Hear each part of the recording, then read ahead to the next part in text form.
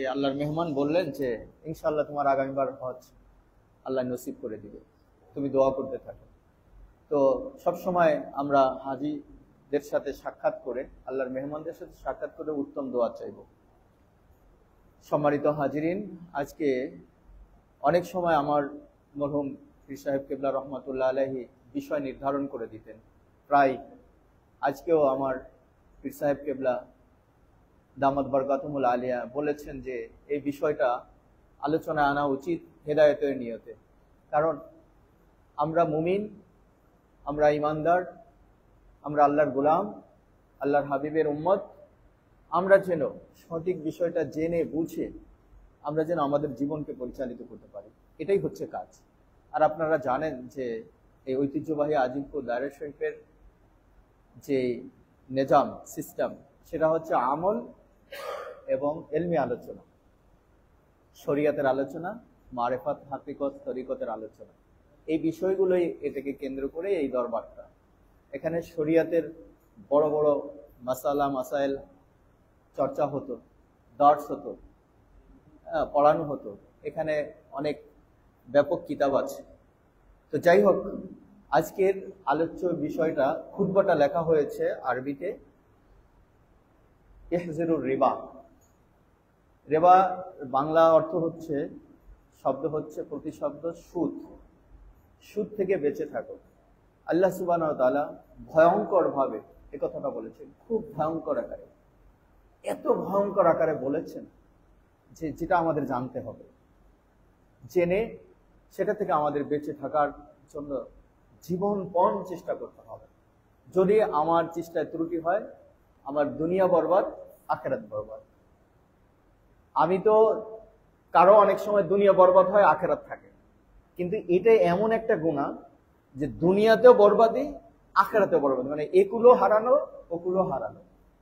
আমার মুর্শিদ কিবলা রহমাতুল্লাহ আলাইহি, আমি ওনার ভিডিওতে অনেক নসিহত পাওয়া যায় এই কথাগুলো, সুদ, ঘুষ, হকুল্লাহ, হকুল ইবাদ, পাঁচ ওয়াক্ত নামাজ, রোজা, হজ, যাকাত, এইগুলো উনি বেশি আলোচনা করতেন।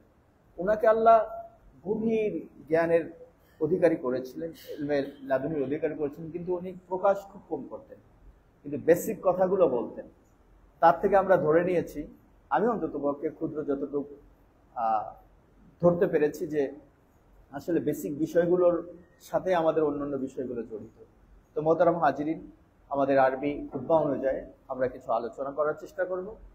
আপনাদের সম্মুখে আল্লাহ রাব্বুল আলামিনের কালামুল্লাহ শরীফ থেকে সূরা বাকারার 275 নম্বর আয়াতটি আমি পাঠ করেছি। এর আগে বুখারী শরীফের হাদিসটি কত ভয়াবহ সে বিষয়ে আপনাদেরকে একটু বলি। বুখারীর বর্ণনায় ইমাম বুখারী রাহমাতুল্লাহ আলাইহি হাদিসটি এনেছেন, খুব গুরুত্বের সাথে এসেছে। ক্বালা রাসূলুল্লাহ সাল্লাল্লাহু আলাইহি ওয়াসাল্লাম, আল্লাহর হাবিব মুহাম্মদুর রাসূলুল্লাহ সাল্লাল্লাহু আলাইহি ওয়াসাল্লাম তার পবিত্র জবানে ইরশাদ করেন, ইয়াতি, আসবে, আলান নাস জামান, মানুষের মাঝে এমন একটি সময় আসবে। জামান তো বুঝেন আপনারা, সময়। এমন একটি জামানা, এমন একটি কাল, এমন একটি সময় অতিক্রান্ত হবে, এসে যাবে, লা ইউবালিল মারউ মা আখাযা মিনহু। লা ইউবালি, মানুষ বাস বিচার করবে না, ধার ধারবে না। লা ইউবালিল মারউ, মারউ মানে মানুষ, মানুষ লা ইউবালি, বাস বিচার করবে না, ধার ধারবে না, এটাকে ভ্রুক্ষেপ করবে না, এটা তারা জ্ঞানে আনবে না, একটু সামান্য চিন্তা ভাবনা করবে না, এটা তাদের জ্ঞানেই আসবে না, এমনিই চলবে। সেটি কি? মা আখাযা মিনহু, যা সে কি উপার্জন করছে, আমিনাল হালাল, আমিনাল হারাম, এটা কি হালাল না হারাম, এটা সে বাস বিচার করবে না। নাউযুবিল্লাহি মিন যালিক। আচ্ছা বলেন তো, আল্লাহর হাবিব কত বড় একটা ভয়ঙ্কর সতর্ক বাণী আমাদেরকে বলে গেলেন, যে লা ইবালিল মারউ মা আখাযা, আমিনাল হালাল আমিনাল হারাম। সে যেটা খাচ্ছে, সে যেটা উপার্জন করছে, এটা কি হালাল পন্থায় আসছে নাকি হারাম পন্থায়, এটার বাস বিচার পর্যন্ত করবে না, এমন একটি সময় আসবে। আমরা যদি হেদায়েতের নিয়তে একটা জিনিস ভাবি, যে সুদ যে বিষয়টা, এখন এটা আমি একটু বিস্তারিত বলার চেষ্টা করব, যেহেতু এটা আমাদের এলেমের দরকার আছে, জ্ঞানের দরকার আছে। আমাদের অনেক সময় এলেম না থাকার কারণে আমরা গুনাহে লিপ্ত হতে পারি। কিন্তু যখন আমাদের মাঝে এলেম এসে যাবে তখন কিন্তু আমাদের সতর্ক হতে হবে। আল্লাহ সুবহানাহু ওয়া তাআলা কিন্তু সেই কথাই এই আয়াতের ভিতরে বলেছেন যে আমার ওয়াজ, আমার হেদায়েতের বাণী, আমার বয়ান, আমার কথা যখন তোমাদের কর্ণকুহরে যাবে তখন কিন্তু তোমাদের সতর্ক হতে হবে। সতর্ক না হলে চিরস্থায়ী জাহান্নাম। এই সুদের ব্যাপারে আল্লাহ আয়াতের শেষে বলেছেন। আমরা খুব তীক্ষ্ণভাবে বোঝার চেষ্টা করব। আমরা যদি বুঝি আমরা বেঁচে থাকতে পারবো ইনশাআল্লাহ। অনেক সময় আমাদের অজান্তে এটা আমাদের স্পর্শ করতে পারে, সেজন্য আজকের আলোচনা। পিশাহ হুজুর খুব গুরুত্ব দিয়েছেন, আমিও বিষয়টি অনুধাবন করেছি যে আমাদের সবার জীবনে দরকার। মোহতারাম হাজিরিন, তো আল্লাহর হাবিব যে কথাটা বললেন যে এমন একটি সময় আসবে যে মানুষ সেই সময়টাতে তার উপার্জনে হালাল সে উপার্জন করছে নাকি হারাম করছে এটার সে ধারই ধারবে না, বাছ বিচার করবে না, চিন্তাই করবে না। আরে যা আইসে আসি, এটা হতে পারে না। এটা কি হতে পারে? আল্লাহর হাবিব কত বড় সতর্ক করে দিয়ে গেছে। আল্লাহর হাবিব বলেছেন যে قال رسول الله صلى الله عليه وسلم لا يدخل الجنة جسد غذي بالحرام। একটা দানা যদি ওই শরীরে ঢুকে হারাম পন্থায়, ওটা জান্নাতের উপযোগী হবে না, ওটা জাহান্নামের খোরাক হবে, লাকড়ি হবে। কত বড় ভয়ঙ্কর ব্যাপার। আপনি যদি হালাল উপার্জন করে খেতে পারেন, আপনি ইবাদত কম করেন, আপনার কলম দৌড়ানি হবে। কি হবে? কলম দৌড়ানি হবে। আপনি হালাল রিজিক যদি খেতে পারেন, আপনার কলম দৌড়ানি হবে। আপনি দোয়া করলে আল্লাহর আরশের সঙ্গে সঙ্গে পৌঁছে যাবে, আল্লাহ ফেরত দিবেন না। আপনি যার জন্য দোয়া করবেন তার জন্য সে দোয়া কবুল হয়ে যাবে। আপনি যা বলবেন আপনি মুস্তাজাবুদ দাওয়াত হয়ে যাবেন যদি আপনার দেহের ভিতরে হালালকে ঢুকাতে পারেন। চেষ্টা করে কম হোক যা হোক হালালকে ঢুকাতে পারেন। দারুল উলুম দেওবন্দ মাদ্রাসার নাম শুনেছেন, আমাদের দাদা হুজুর রহমতুল্লাহ আলাইহি ওখানে খুব নামকরা ছাত্র ছিলেন, আমাদের জহের সাহেব দামাত বরকাতুল আলিয়ার দাদা। তো ওই দেওবন্দ মাদ্রাসার পাশে একজন সাধারণ লোক, কৃষকর মানে দিনমজুর, সে ঘাস কাটত, ঘাস কেটে কেটে বিক্রি করত। তো পরের ইয়ার ঘাস আবার কাটতো না, সে বুঝে শুনেই কাটতো, মানে হালাল ভাবে। তো ওই ঘাস বিক্রি করা পয়সা থেকে সামান্য রোজ কিছু কিছু জমায়, 1 আনা 2 আনা এরকম করে জমায়, মাস শেষ হলে দারুল উলুম দেওবন্দের সমস্ত শিক্ষকদের দাওয়াত করতে যে আমার বাড়ি খাবে, দাওয়াত দিত। তো এই ঘাস বিক্রি করা পয়সা ওইখানের বড় বড় মুহাদ্দিস যারা আছেন ওটা লেখা আছে ইতিহাসে যে ওই রাত্রের খাবার খাওয়ার পরে, উনি তো সাধারণত রাত্রে খাবারটা খাওয়াইতেন, সারা রাত আমাদের ঘুম হতো না, কলব নুরানি হয়ে যেত, সারা রাত আমাদের অন্তর নূরে নূরান্বিত হতো, আমাদের ইবাদত করতে মজা লাগতো, আমরা আল্লাহর কাছে কান্নাকাটি করতাম, এত ভালো লাগতো, মানে আল্লাহর সাথে একটা সংযোগ হয়ে যেত। এই জন্য হালাল খাওয়াটা এটা সবচেয়ে আমাদের জীবনের জরুরি। মোহতারাম হাজিরিন, আমরা সেই বিষয়টা বোঝার চেষ্টা করব যে সুদ হচ্ছে বাংলা শব্দ। আল্লাহ সুবহানাহু ওয়া তাআলা 275 নম্বর আয়াতে যেটা বলছেন যে আল্লাযিনা ইয়াকুলুনা রিবা, রিবা হচ্ছে আরবি। আল্লাযিনা যে সমস্ত লোক, ইয়াকুলুনা খায়, রিবা সুদ, কি খায়? সুদ খায়। আচ্ছা বলেন তো, সুদ কি সবসময় খাওয়া? এটা এত সুন্দর করে আল্লাহ সুবহানাহু ওয়া তাআলা বলেছেন, আল্লাহু আকবার, আল্লাহর কালাম। এখানে যদি একটু বুঝি যে যারা সুদখোর, আমরা বলি সুদখোর, সুদখোর বলি কেন বলি? এটা একটা গালি। আল্লাহ সুবহানাহু ওয়া তাআলা সেম এই শব্দটা আল্লাযিনা ইয়াকুলুনা, যারা খায়, সুদ খায়, তা সুদখোর আল্লাহ বলেছেন। আচ্ছা, সুদখোররা তো সব টাকা খায় না। টাকা কি খাওয়া যায়? কিছু কাপড় কিনে, বিল্ডিং বানায়, জমি কিনে, কিছু খাদ্য খাবার কিনে খায়। তো সবকিছু মিলে এখন আল্লাহ সুবহানাহু ওয়া তাআলা এটা কেন বললেন? আল্লাযিনা ইয়াকুলুনা, সুদখোর কেন বললেন? আরে সুদখোররা এত বড় জালেম, এত বড় অত্যাচারী, তারা খেলে আর সেটা বের করা যায় না।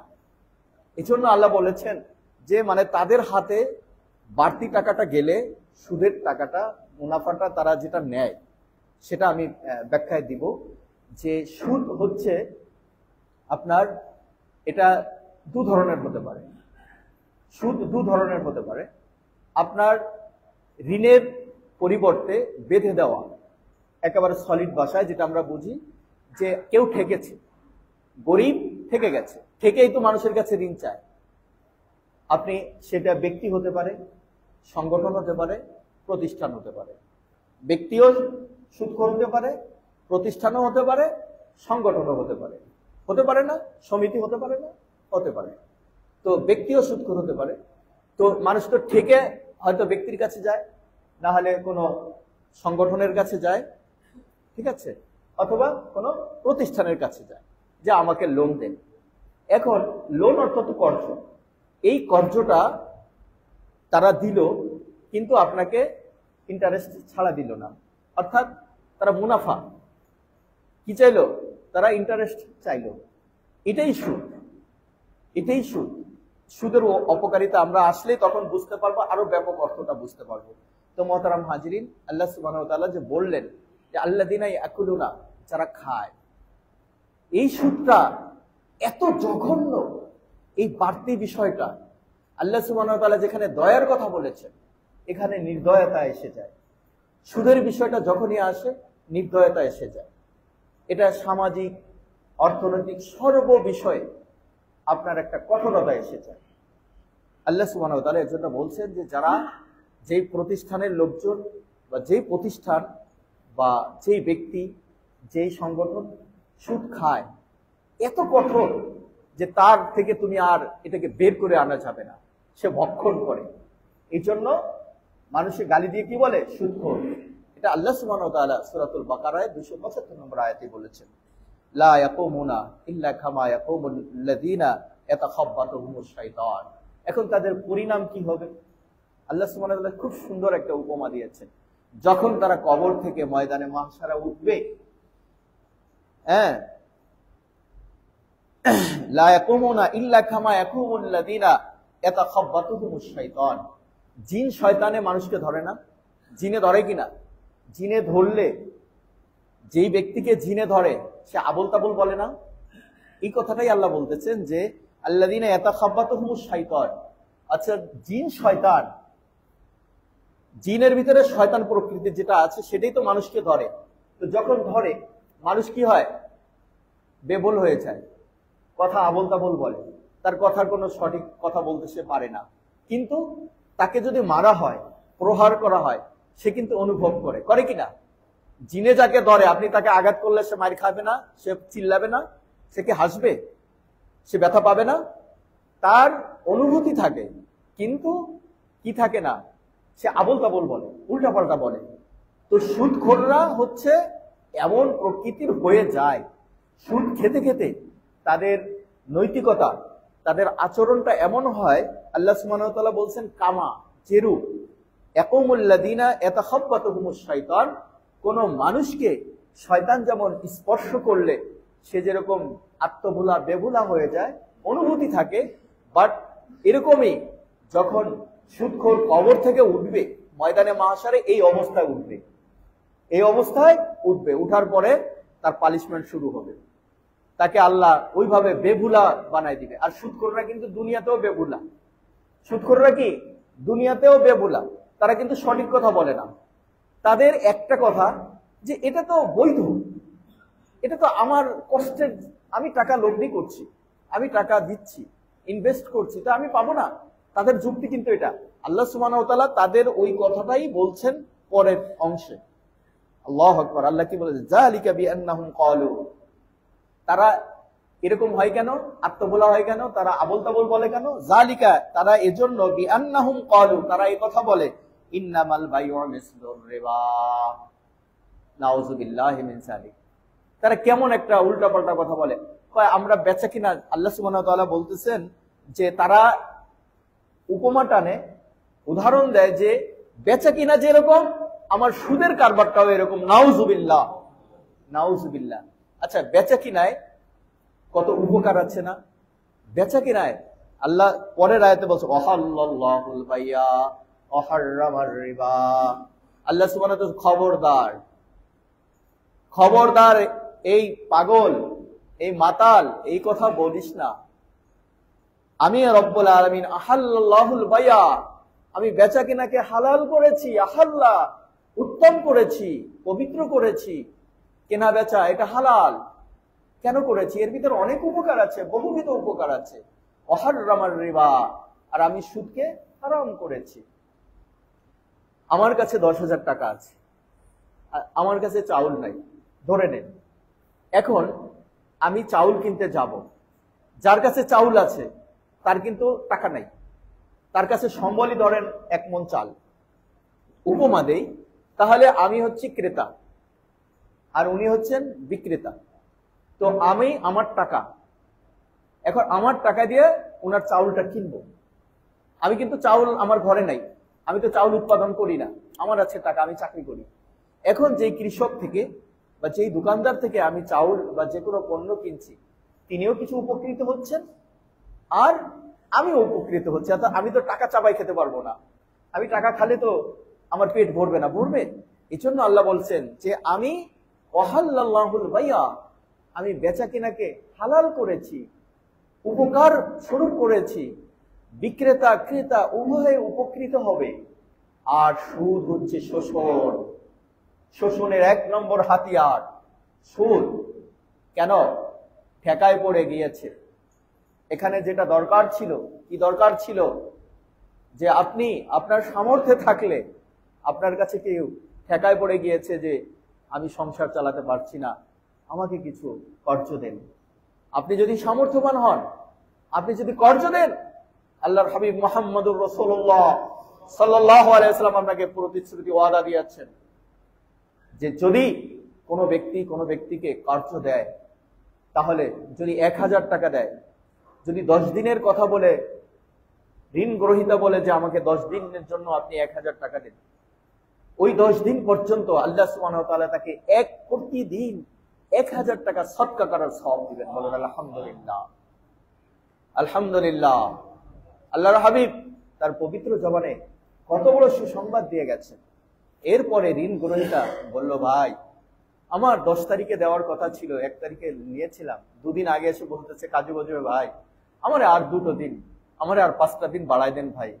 বাড়াই দিলে ভাই আমি ইনশাল্লাহ আপনার টাকাটা দিয়ে দিতে পারবো।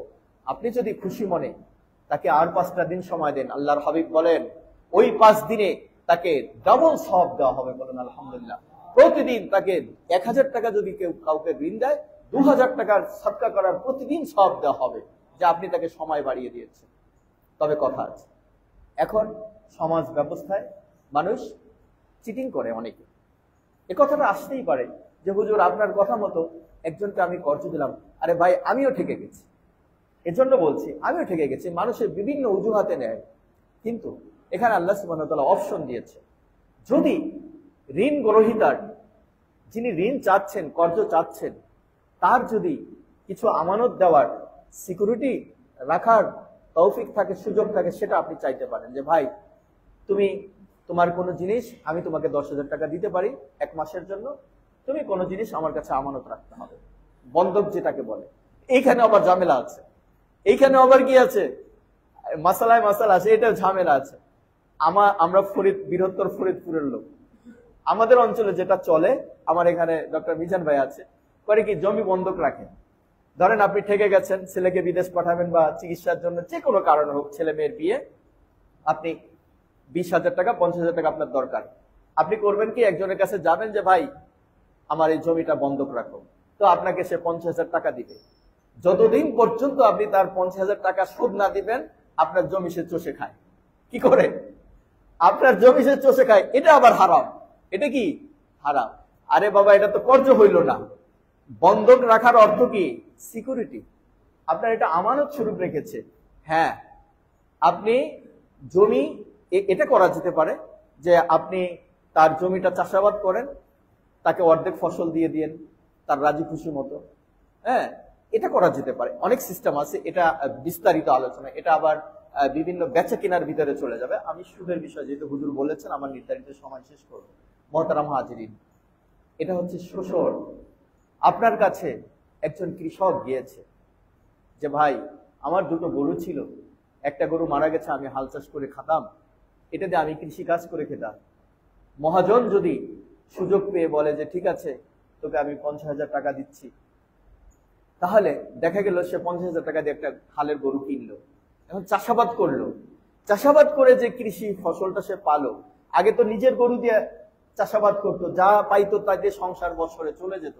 এখন 50,000 টাকা দিয়ে গরু কিনতে হলো, কেনার পরে ওই আসল টাকাটা দিতে হবে। আবার যদি তাকে বছরে 10,000 টাকা 5,000 টাকা আপনি ধার্য করে দেন, সুদ দিতে হয়, তাহলে বেচারার কি করতে হবে? ফসল অর্ধেক বিক্রি করতে হবে বা কিছু বিক্রি করতে হবে, তার আসল টাকাটা দিতে হবে, আবার ওটাও দিতে হবে। তাহলে এটা একটা শোষণ হলো না? আমরা যদি সামান্য কর্জ বিষয়টাকে বলি যে ঠিক আছে আমি তোমাকে কর্জ দিতে পারি, গ্রহণযোগ্য এই দুই ব্যক্তির জামানত লাগবে, তুমি অমক অমককে নিয়ে আসো, তারা গ্রান্টার হবে, আমি তোমাকে 10,000 টাকা 5,000 টাকা কর্জ দিতে পারি। যদি ফিসাবিলিল্লাহ আপনি দেন, আপনার প্রতিদিন ওই সব আল্লাহর হাবিবের পবিত্র জবানে বলা হয়ে গেছে, ওটা আল্লাহ রদ করবেন না, ওটা আল্লাহ ফেরত নেন নেই, ওটা আল্লাহ ডিক্লারই করে দিয়েছেন, আল্লাহর পক্ষ থেকে আল্লাহর হাবিব ডিক্লার করে দিয়ে গেছেন, ওটা আপনি পাবেন। যদি একটু সময় বাড়াই দেন পাবেন। আমার মুর্শিদ কেবলাকে দেখছি অনেকের উনি কর্জ দিয়েছে, আবার মনে মনে উনি ওটা কিছু হলেও মাফও করে দিয়েছে, অনেক ঘটনা আছে, আমি দেখেছি ওনার সিফত। এটা মোহতারাম হাজরিন, তাহলে এই শোষণ থেকে আমাদেরকে বাঁচতে হবে, এই শোষণ থেকে আমাদেরকে বাঁচতে হবে। এই শোষণ থেকে বাঁচতে আমাদের যাদেরকে আল্লাহ সুবহানাহু ওয়া তাআলা সামর্থ্য দিয়েছে, যারা ক্ষুদ্র ব্যবসায়ী আছে, আপনি আজকে একজন ক্ষুদ্র ব্যবসায়ী, তাকে প্রতিষ্ঠিত করার জন্য আপনি যদি একটা লোন দিতে চান, সে চাচ্ছে আপনার কাছে ভাই আমি ব্যবসা করব, আপনি যদি তাকে 20,000 25,000 10,000 টাকা দেন, সে আমের মৌসুমে আম কিনে আপনার টাকাটা যদি পরিশোধ করে দেয়, এখানে আর একটা অপশন আছে, যদি সেই যে ঋণ গ্রহীতা সে খুশি হয়ে হাদিয়া স্বরূপ আপনাকে কিছু দিল, আপনার মনে ছিল না কিন্তু আপনি লালায়িত না, আপনি 10,000 টাকা 20,000 টাকা তাকে দিয়েছেন ব্যবসা করতে, সে ব্যবসা করেছে, তারে আপনি লগ্নি করেননি তার কাছে, আপনি ইন্টারেস্টও চান না যে ঠিক আছে এই 2 মাস পরে আম বেচে চা আমারে তুই 20,000 টাকার পরিবর্তে কিন্তু 5,000 টাকা দিয়ে দিবি লাভে, সে কিন্তু দিতে পারবে, কিন্তু এটা আপনি চাননি, এটা নিবেনও না আপনি। আল্লাহ সুবহানাহু ওয়া তাআলা আপনাকে কত সওয়াব দিবেন। সে যে প্রতিষ্ঠিত হয়ে গেল, তার আসল সে পুঁজিটার কিন্তু উঠায় ফেলাবে এবং তার সংসারও চলবে এই ব্যবসায়। এই জন্য মোহতারাম হাজিরিন, আমাদের সমাজ ব্যবস্থা এখন হয়ে গেছে কি জানেন, আমাদেরকে ভুল বোঝানো হয়, আমাদের সিস্টেমটা হয়ে গেছে ভিন্ন রকম। এখন আমাকে মাসালা জিজ্ঞাসা করতে পারেন, হুজুর আপনি তো ফতোয়া দিলেন আমরা তো ব্যাংকিং এর সাথে জড়িত। আরে বাবা, আমি তো আপনাদের ব্যাংকিং এ না করছি না, আমি তো না করছি না, কিন্তু আপনি যে নিরুপায় হয়ে গেলেন, যাওয়ার পরে আপনাকে তারা বললো সব ব্যাংকে লেখা থাকে, আমি কিন্তু ব্যাংকের নাম ধরে বলছি না, আমাদের দেশের সিস্টেম এটা, হেদায়েতের নিয়ে তো আমার আলোচনা, আমি প্রথমে বলেছি সেবা, আপনাকে সবাই সেবার কথা বলে, আমাদের সেবাই প্রধান, সেবাই প্রথম, সেবার জন্য আমরা এসেছি। যদি সেবা হয় আপনি কেন নির্ধারণ করে দিবেন? আপনি যদি কেউ ব্যবসার জন্য দিয়ে থাকে, যদি কোনো কৃষক তার কৃষি কাজের জন্য তার মৌসুম উঠানোর জন্য সে লোন চেয়ে থাকে, আপনি তার সাথে একটা চুক্তিবদ্ধ হন। ব্যাংক কিন্তু এরকম করতে পারে, সিস্টেমটা যদি করা হয়, কিন্তু করতে দিবে না। এটা কাদের তৈরি? এই সুদটা হচ্ছে ইহুদিদের বানানো। এটা মুসলমানরা কোনোদিন কোন ইমানদার, সূরা বাকারার 275 নম্বর আয়াত, আরো অনেক আয়াত আছে, এই আয়াত যেই মুমিন পড়েছে, যে যার কর্ণ কুয়ারে গিয়েছে, সেই মুমিন সে যত বড় লোক হোক, যত বড় ব্যাংকার হোক, সে কখনোই সুদি কারবারে এটা সিস্টেমে নিয়ে এসেছে। আমাদেরকে ইহুদিরা পলিচির করে করে এমন কিছু কাজ করেছে যে এটা আমাদের 70টা যে গুনাহ আছে সুদের, সর্বনিম্ন গুনাহ, যেটা আমি উচ্চারণ করতে চাই না, মা জননীর সাথে নাউজুবিল্লাহি মিন জালিক, আপনারা সবাই জানেন এই হাদিসটা। তাহলে দুনিয়া বরবাদ, আখিরাত বরবাদ, কত জঘন্য। এজন্য এটা থেকে আমাদের পরিত্রাণ পেতে হবে। অবশ্যই আমাদের পরিত্রাণের জন্য আচ্ছা, অনেক সময় সুদখোররা কিছু যুক্তি দেয়, দেখেন তাদের যুক্তি হচ্ছে যে যদি আমি মুনাফা নেই, ওই যে আল্লাহ সুবহানাহু ওয়া তাআলা বলেছেন যে আহাল্লাল্লাহুল বাইয়া ওয়া হাররামার রিবা, আর সুদখোররা বলতেছে আরে বেচা কিনাও তো আমার সুদের কারবারের মতো। নাউজুবিল্লাহি মিন জালিক, এটা তো হতে পারে না। আল্লাহ সুবহানাহু ওয়া তাআলা কিন্তু স্পষ্ট করে বলে দিয়েছেন যে না, আমি বেচা কিনার ভিতরে বরকত রেখেছি, উভয়ের উপকার হচ্ছে, কিন্তু সুদে একজন শোষিত হচ্ছে, একজন শোষিত হচ্ছে, ঋণ গ্রহীতা শোষিত হচ্ছে, ঋণ দাতা ফুলে উঠছে। আপনি অবশ্যই দেখবেন ব্যক্তি পর্যায়ে প্রতিষ্ঠান তো কিছু লোকে করে, ডিরেক্টররা, এখানে যারা চাকরি করে তারা নির্ভর হয়ে, আমি তাদের মাসালা এখানে বলছি না, কিন্তু যারা ব্যক্তি পর্যায়ে সুদ দেয় তাদের চেহারা, তাদের আচরণ। একদিন আমি এক ব্যক্তিকে বলেছিলাম যে আপনার থেকে অমুকে কিছু টাকা নিয়েছে, সে তো দিছে, আপনার আসল টাকা দিছে, 20,000 টাকা দিয়ে দিছে, তার মেয়ের বিয়ের জন্য 20,000 টাকা নিয়েছিল, আরো টাকা দিছে, তো আপনি তার আরো কিছু, সে সুদ এখন তার বাড়তেছে, সুদের সুদ যেটাকে বলে, আরো 5,000 টাকা আপনি পান, একটু আল্লাহর রাস্তায় ছাড়ে দেন, বেচারা গরিব মানুষ, এটা দিতে গেলে তা আবার সে কুলায় পারবে না। আপনাকে আসল 20,000 দিচ্ছে, আরো আপনাকে 6 মাসে সে এত টাকা দিয়ে ফেলাইছে, তো হাজারে কত টাকা তা তো আপনারা বুঝেন, এগুলো বলার আমার উদ্দেশ্য নয়। ও বলল যে আল্লাহ যে আমার মাইটটা দেবে, এই সুদ খাইলাম, আমি যদি 5,000 টাকা কম নেই তাহলে আমার কি কম মারবে, আমার মাইটটা আল্লাহ সমানই দেবে, অথবা আমি 5,000 টাকা নিয়ে নেই। নাউজুবিল্লাহ মিন যালিক।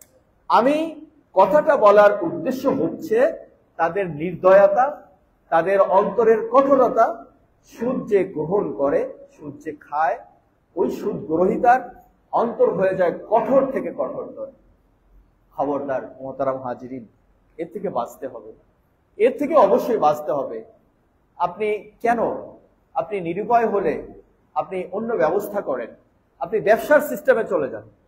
আপনি যদি ব্যবসায়ী হন, ব্যবসার সিস্টেমে যান, কারো কাছে যান, আপনি 2জন গ্রান্টার নিয়ে যান, যে ভাই আমি এই 2জন বড় বড় গ্রান্টার নিয়ে আসছি, গ্রহণযোগ্য, আপনি আমাকে 1 লাখ টাকা দেন, আমি এই ব্যবসাটা করব, এই ব্যবসার পুঁজি তো আপনার।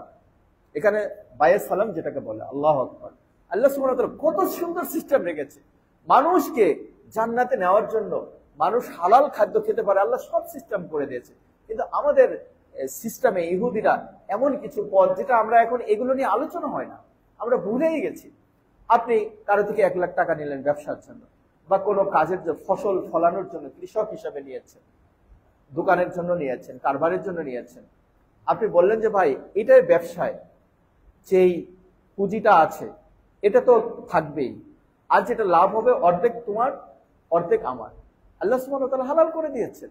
ওই বেচারা উপকৃত হলো, আপনিও উপকৃত হলেন। এরকম হয়, এরকম হয় বর্গার মতো, যে ক্ষেত আপনার, হ্যাঁ আমি চাষাবাদ করব, আপনি আমাকে ফসলের বীজের টাকা দিবেন, হাল চাষের খরচ দিবেন, আপনাকে আমি ফসল 1/3 বা 50-50 দিয়ে দেবো, আপনি যা চুকানোর চুকাই দিবেন। আল্লাহ সুবহানাহু ওয়া তাআলা হালাল করে দিয়েছেন।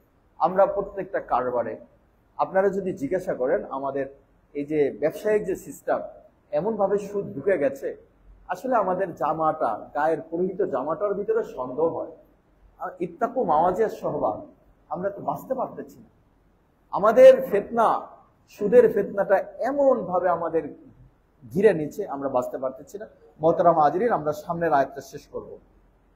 ওয়াহাল্লাল্লাহুল বাইয়া ওয়া হাররামার রিবা, আল্লাহ স্পষ্ট করে বলেছেন ওই সমস্ত পাগলদের যুক্তি, যাদেরকে জিন শয়তানে ধরেছে, আবল তাবল কথা বলে, ওই সুদখোররা কখনো কখনো যুক্তি দিয়ে মানে ভালো কথা বলে না, তারা বিবেকের কথা বলে না, অবিবেচিত কথা বলে। তারা বলে যে সুদের কারবারও তো একটা কারবার, আল্লাহ বলেছেন না। আচ্ছা, আমাদের ছোট সময় দেখেছি মা বলতো যে বাবা তোর চাচির কাছে যা, অমুক বাড়িতে যা, 1 বাটি লবণ নিয়ে আয়, 1 শিশি তেল নিয়ে আয়, কটা মরিচ নিয়ে আয়।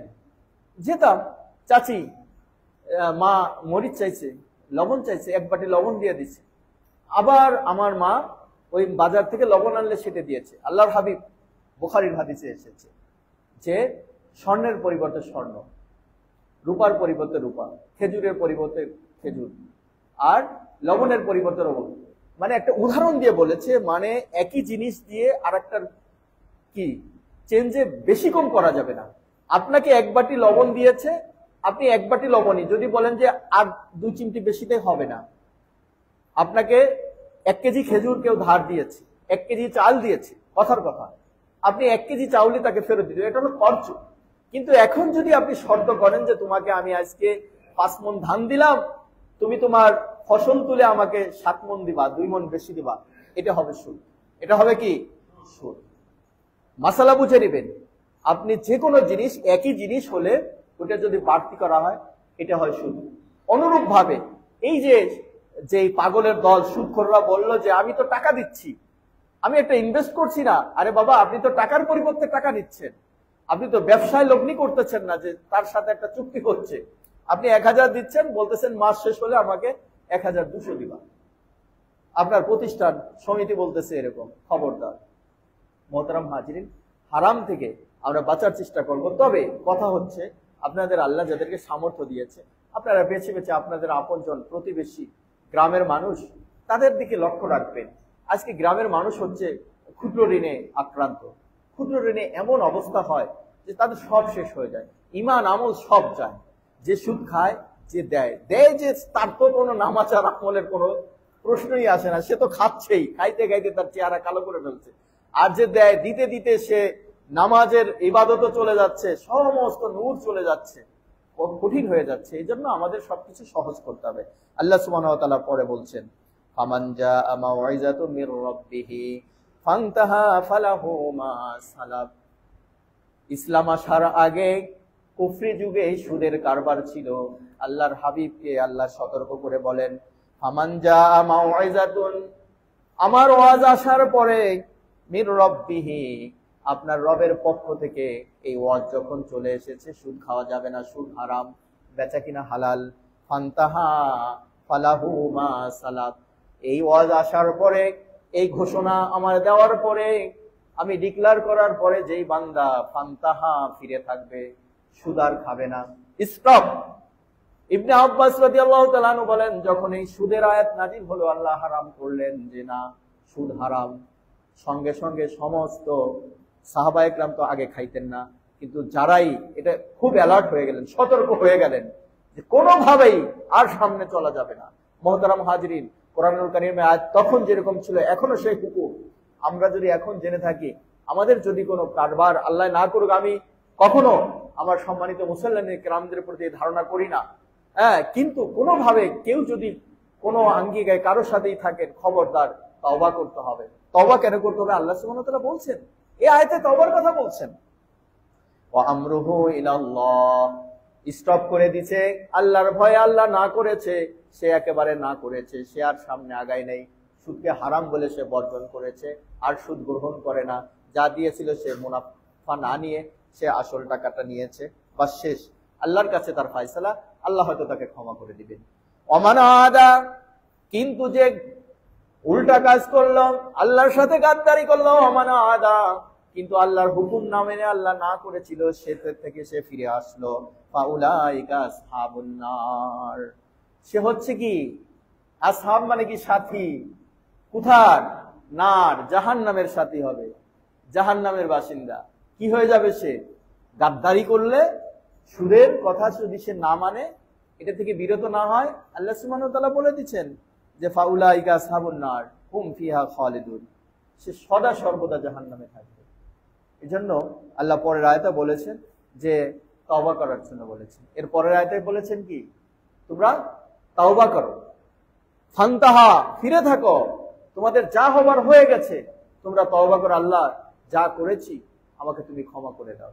মুহতারাম হাজিরিন, তওবা এবং ইস্তেগফার, এই প্রসঙ্গ আমি আর 2 মিনিট শেষ করে দেব আলোচনা নির্ধারিত সময়ে।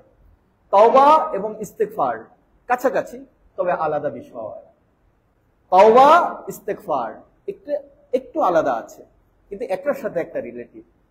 তাওবা খুব ছোটখাটো জিনিস না, তাওবা জিনিসটা খুব ছোটখাটো না। ইস্তেগফার অর্থ হচ্ছে এক কথায় আস্তাগফিরুল্লাহ, আল্লাহ আমি ক্ষমা চাচ্ছি, আমি যে অপরাধ করেছি আমি তার জন্য ক্ষমা চাচ্ছি। এটা আপনি বিভিন্ন দোয়া দিয়ে, কোরআনুল কারীমের আয়াত আছে, নিজের ভাষায় বিভিন্ন ভাবে ইনিয়ে বিনিয়ে কেঁদে কেঁদে বলতে পারেন, আল্লাহ আমি বুঝতে পারিনি, আল্লাহ শয়তানের তাড়নায় তখন আমার হুঁশ ছিল না, আল্লাহ আমি করে ফেলেছি, আল্লাহ করে ফেলেছি, তুমি যদি তাড়ায় দাও আমারে কেউ গ্রহণ করবে না, আল্লাহ তোমার কাছে আমার যেতে হবে, আমি আমার কবরে শুতে হবে, আমার নির্ধারিত সময় শেষ হলে আমি তোমার কাছে চলে যাচ্ছি, আল্লাহ ওখানে তো আমার উপায় নাই, তুমি আমাকে আগে ক্ষমা করে দাও। একেবারে কান্নাকাটি শুরু করে দিন, ক্ষমা চান, ক্ষমা, ইস্তেগফার। ইস্তেগফার থেকে আস্তাগফিরুল্লাহ, আস্তাগফিরুল্লাহ, সব সময় বলেন আস্তাগফিরুল্লাহ, আল্লাহ আমি তোমার কাছে ক্ষমা চাচ্ছি, ক্ষমা চাচ্ছি। এটা আরবি শব্দ, আপনি বাংলা ভাষায় বিভিন্ন ভাবে ক্ষমা চাচ্ছেন। রব্বানা যালামনা আনফুসানা ওয়া ইল্লাম তাগফির লানা, আব্বাজান যেরকম আদম আলাইহিস সালাম বলেছিলেন, হ্যাঁ, যে আল্লাহ আমি অপরাধী, যদি আপনি ক্ষমা না করেন আমার উপায় নাই, আমি জালেমদের অন্তর্ভুক্ত হয়ে যাব, আমি অপরাধীদের অন্তর্ভুক্ত থেকে গেলাম, আপনি আমাকে ক্ষমা করে ওই অপরাধীদের থেকে আপনি আমাকে রক্ষা করেন, আপনি আপনার প্রিয় ভাজনদের কাতারে নিয়ে যান, আমি আপনার একজন প্রিয় নবী, আমার অনিচ্ছায় যে কোনো কারণে আমার পদস্খলন হয়ে গেছে, অতএব আপনি আমাকে আপনার সেই আপনার নবীদের কাতারেই রাখেন, খবরদার আল্লাহ এটা আমার পদস্খলন। আব্বাজানের ভাষায় আব্বাজান বলেছিলেন, আমরা এরকম বলতে পারি। কিন্তু তাওবা জিনিসটা একটা প্রক্রিয়া। তাওবা হচ্ছে কি মোহতারাম হাজিরিন, তাওবা হচ্ছে কি প্রক্রিয়া। অতীত, বর্তমান, ভবিষ্যৎ, তিনটি বিষয় আছে। তাওবা একটা প্রক্রিয়া। তাওবা জিনিসটা কিন্তু সহজ না। তাওবা হচ্ছে অতীত গুনাহের জন্য অনুশোচনা করা। অতীত গুনাহের অনুশোচনা করা। আপনার ভিতরে যদি অনুশোচনা না আসে, আপনার তওবা হলো না। অর্থাৎ অতীতে যেটা করেছি এটার জন্য শর্মিন্দা হওয়া, অনুশোচনা করা, অনুশোচনা আসতে হবে। আপনি গভীরভাবে চোখ বন্ধ করে যখন ঘরে নীরবে থাকবেন, মসজিদে একা একা থাকবেন, আপনি হাঁটতেছেন, বাসে বসে আছেন, চোখ বন্ধ করে আপনি কি কলবে করতেছেন আপনি জানেন, কেউ জানে না। আপনার রবের সাথে আপনি যোগাযোগ করেন, অনুশোচনা করেন যে আল্লাহ আমার যে গুনাহটা হয়ে গেছিল অমুক সময়, আল্লাহ এই গুনাহটার জন্য আমি ক্ষমা চাই। গুনাহটা রাখেন না, এই গুনাহটা থাকলে আমার উপায় নাই, আপনি অনুশোচনা করবেন। অন্তরের তড়প, জ্বালা, যন্ত্রণা। আল্লাহর ওলিরা যে কোনো সময়, আরে বাবা তারা গুনাহ না করিয়া তাদের অনুশোচনা আসতো, গুনাহ করে নাই, গুনাহ করে নাই, অনুশোচনা আসছে। কেমনে জানেন? এক আল্লাহর ওলি সব সময় জিকির করতেন। কোন লোক আসছে, মুরিদ কথা বলতেছে, কথা বলতে বলতে তো জিকির ওইভাবে আসে নাই, লোক চলে গেছে। এখন যে এক কথা আল্লাহ আমি ভুল করছি, ভুল করছি, মাফ করো, মাফ করো, মাফ করো, কান্নাকাটি করতেছে। আল্লাহ আমি গাফেল ছিলাম, আমি তো তোমার জিকির এই সময় করতে পারিনি, তার সাথে কথা বলছি। আরে বাবা গুনাহ করে নাই, তার জন্য তার অনুশোচনা আসছে, সে জিকির ছেড়ে দিচ্ছে। আর আমি আপনি কোন পর্যায়ে? আমি আপনি সবসময় জিকির করতে পারি না, কিন্তু আমার যে গুনাহগুলো আছে তার জন্য কি আমার অনুশোচনা, আমার অনুতপ্ত হওয়া উচিত না? লজ্জিত হতে হবে। এটা হলো অতীত। বর্তমান আপনাকে আরেকটা কাজ করতে হবে, প্রক্রিয়া তাওবার, সেটা হলো যে আপনি বলতে হবে, এটার জন্য আল্লাহর কাছে আপনার ক্ষমা চাইতে হবে। বর্তমান যে আল্লাহ আমি এটার জন্য ক্ষমা চাচ্ছি, এটা ক্ষমা চাচ্ছি, আমি আর কখনো এটা করব না, এটা হলো পরের কাজ। এটার জন্য আপনাকে আবার প্রমাণ দিতে হবে, এটার জন্য প্রমাণ দিতে হবে। আপনি ভাবছেন যে খালি হুজুরের কাছে আয়সা হুজুর তওবা পড়ায় দিলে, আমিও তওবা পড়লাম, আপনিও তওবা পড়লেন, তওবা আস্তাগফিরুল্লাহ, আচ্ছা ঠিক আছে। আপনি যদি কলব থেকে পড়ে থাকেন, আল্লাহ আপনার ওই দুটো শব্দই গ্রহণ করে নিয়েছে, ওইটাই। কিন্তু আপনার অনুশোচনা, অনুতপ্ত হতে হবে, আপনার বর্তমানে ক্ষমা চাইতে হবে, কান্নাকাটি করতে হবে, আল্লাহ আমি ক্ষমা চাই। আর এটার একটা কাজ আছে, এটা আপনি ইবাদত দিয়ে পূরণ করতে হবে। আপনি ইবাদতের মাধ্যমে এই গ্যাপটাকে পূরণ করতে হবে, আপনার গুনার সময়টাকে। আর ভবিষ্যতের জন্য আজমাবিল জাসম, আপনি করবেন না এই মর্মে অঙ্গীকারাবদ্ধ। এখন যদি আপনি সামনে এটা কোনো কারণে হয়ে গেছে, আপনি করবেন না, কিন্তু আপনি করতে চাচ্ছেন, আপনার জীবন যাবে, যে কোনো কারণে আপনার পদস্খলন হয়ে গেছে, তারপরে আপনার আবার তওবা করার সুযোগ আছে। কিন্তু আপনি হেলায় খেলায় যদি বলেন আচ্ছা তওবা করবেনই না, এটা হলে তাহলে তওবার প্রক্রিয়া, তওবার শর্ত পূর্ণ হবে না। মোহতারাম হাজিরিন, বুঝতে পারছেন? এই না, আমাদের জীবনের শুধু সুদ নয়, আমাদের জীবনের যত গুনাহ, যত কালিমা আছে, এর থেকে আমাদেরকে পবিত্র হতে হবে। আকাশের অবস্থা অনুযায়ী আমাদের সময় হয়ে গেছে। আমি আপনাদের কাছে একটা এলান দিচ্ছি, ঘোষণা দিচ্ছি। শাহ সুফি মোহাম্মদ দায়েম রহমতুল্লাহ আলাইহি এই 265 বছর আগে যে তিনি এখানে এসে আবাদ করেছিলেন, এই দায়রা প্রতিষ্ঠা করেছিলেন, ওনার 10ম গদিনশীন 7ম অধস্থন পুরুষ শাইখুল মাশায়েখ আমাদের মোর্শেদ কেবলা শাহ সুফি সৈয়দ আহমদুল্লাহ জুবাইর রহমতুল্লাহ আলাইহির আগামীকাল বাদে মাগরিব থেকে ওনার ইন্তেকাল দিবস উপলক্ষে ইসালে সাহাব মাহফিল, দোয়া মাহফিল, সমস্ত আমলের মাহফিল, আপনাদের সবার দাওয়াত ইনশাল্লাহ। আপনারা যারা পারেন তাশরিফ আনবেন। বাদে মাগরিব থেকে আমল এবং সবকিছু শুরু হবে। তো এই দাওয়াতটা থাকলো ইনশাল্লাহ। আমরা সবাই ওনার জন্য সবসময় আমরা দোয়া করেও যাচ্ছি। কালকে একটা বিশেষ দিন ওনার জন্য।